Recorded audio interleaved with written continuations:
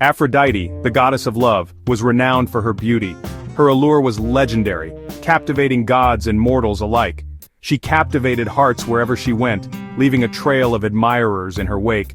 Her presence was like a magnet, drawing everyone towards her. One day, while wandering through a lush forest, she stumbled upon a sight that took her breath away. A young man, Adonis, of unimaginable beauty, stood before her. His features were so perfect they seemed almost divine. He surpassed even the most handsome gods, his presence was commanding and his beauty was unparalleled.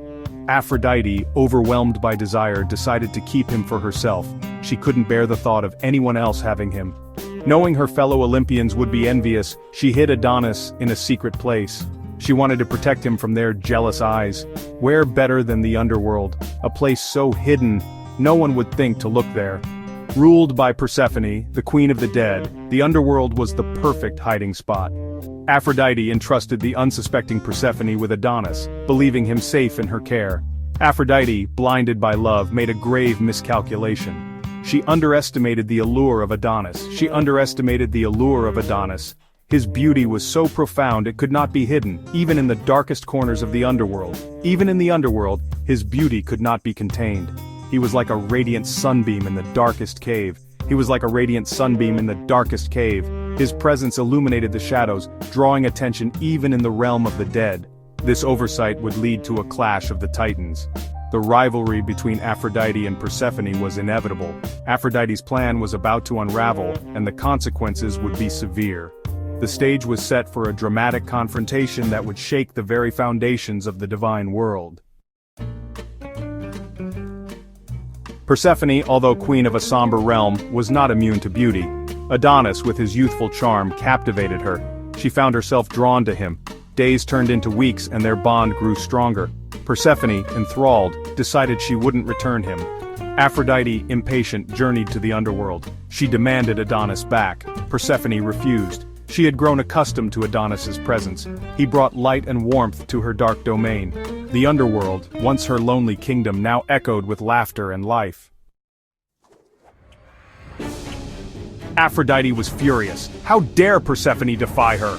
The Underworld trembled with their argument. They argued over Adonis, their voices echoing through the caverns.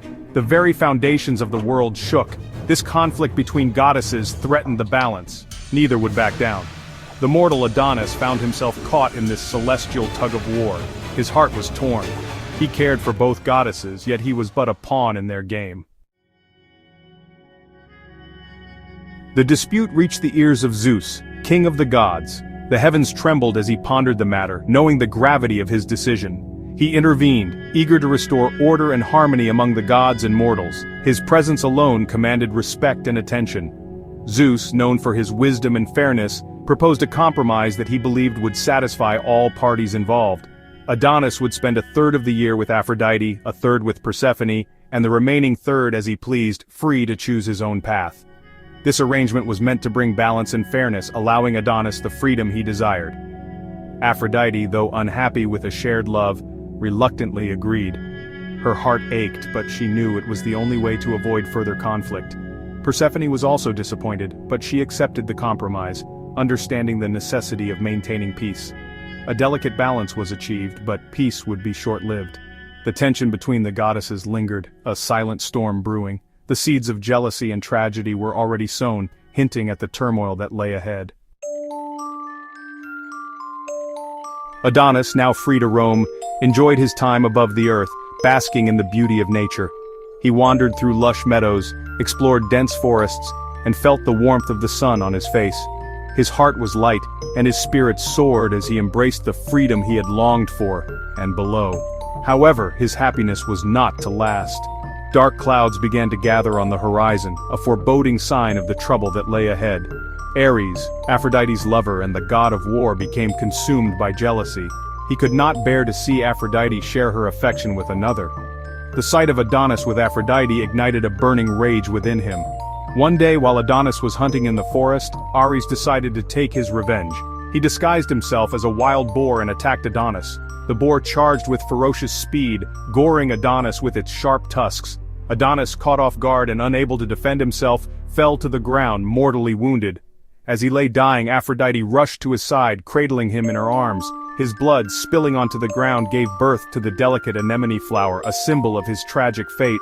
And so the beautiful Adonis met a tragic end, a victim of the gods' passions and jealousies.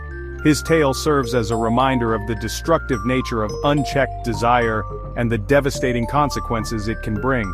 The anemone flowers that bloom each spring are a poignant reminder of his story and the often tragic intersection of the mortal and divine. The gods, in their immortal realm, often forget the fragility of human life, and their actions can lead to sorrow and loss for those who dwell on earth.